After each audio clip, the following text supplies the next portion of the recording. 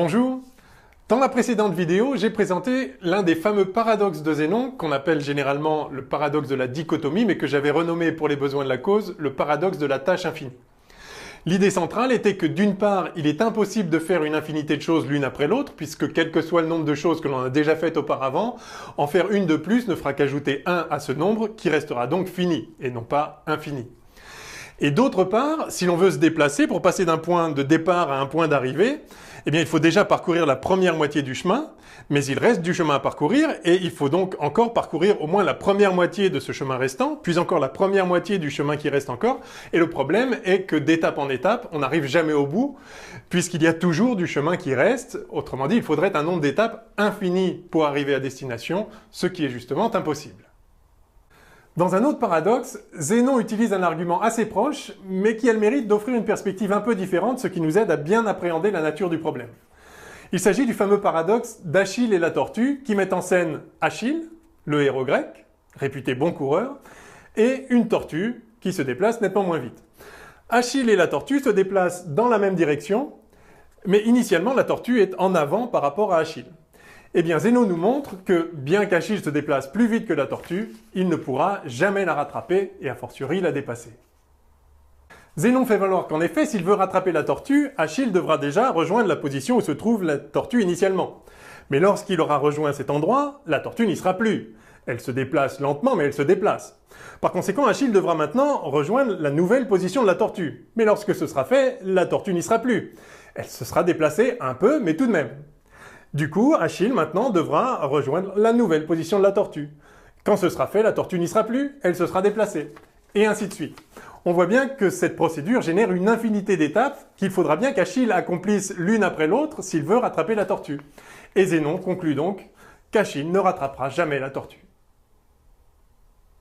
On le voit, le principe d'Achille et la tortue est assez semblable à celui de la dichotomie en ce qu'il montre que pour faire quelque chose d'apparemment tout simple et très naturel, il faut en réalité accomplir en acte une infinité d'étapes l'une après l'autre, ce que des arguments convaincants nous indiquent être impossible.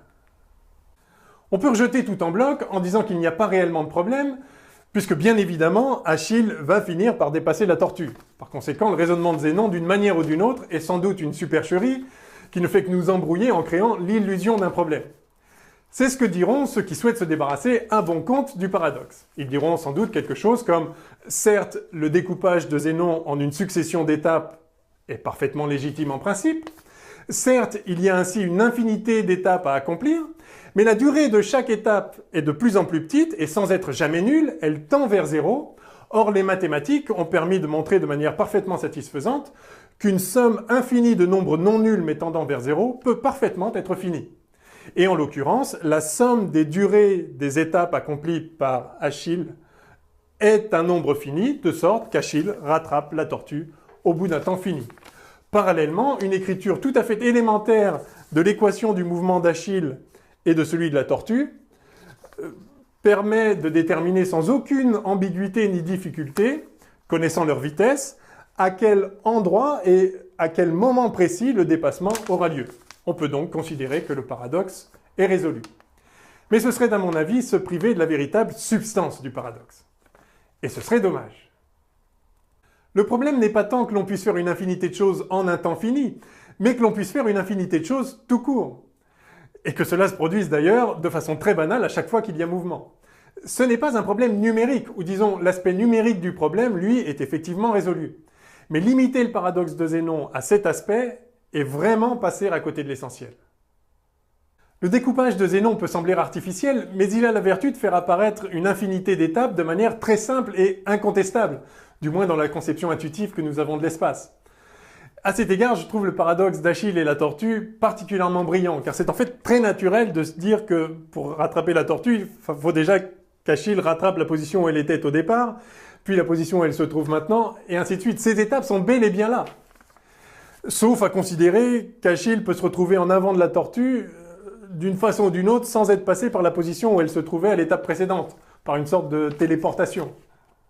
J'ai déjà indiqué dans la première vidéo pourquoi il était effectivement légitime de considérer qu'on ne peut pas faire une infinité de choses l'une après l'autre. Mais comme ce qu'on vient de voir pourrait laisser penser que probablement si, quand même, ça doit être possible d'une manière ou d'une autre, Je voudrais reformuler un peu le problème pour mettre le doigt sur l'une des difficultés centrales. Dans un processus impliquant un nombre fini d'étapes, il y a la première, puis la deuxième, la troisième, et ainsi de suite, jusqu'à la dernière, et c'est fini. Lorsque la dernière étape est accomplie, le processus est achevé. Mais dans un processus infini, par définition même, il n'y a pas de dernière étape. Or, ce à quoi nous confronte Zénon, c'est un processus infini qui n'a pas de dernière étape, mais qui pourtant s'achève. Nous sommes incapables de dire laquelle des étapes accomplies par Achille est la dernière, et ceci pour la meilleure des raisons, aucune n'est la dernière. Et pourtant, cela s'accomplit.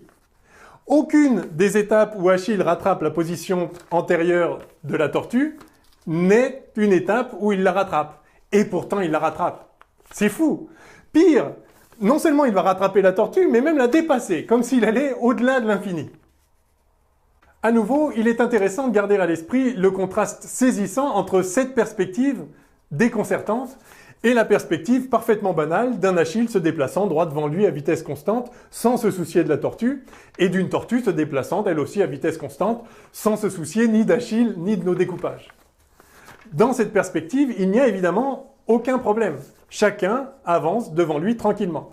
Eh bien non, c'est là où Zénon est vraiment révolutionnaire. Il nous montre que ce simple mouvement est en réalité profondément problématique.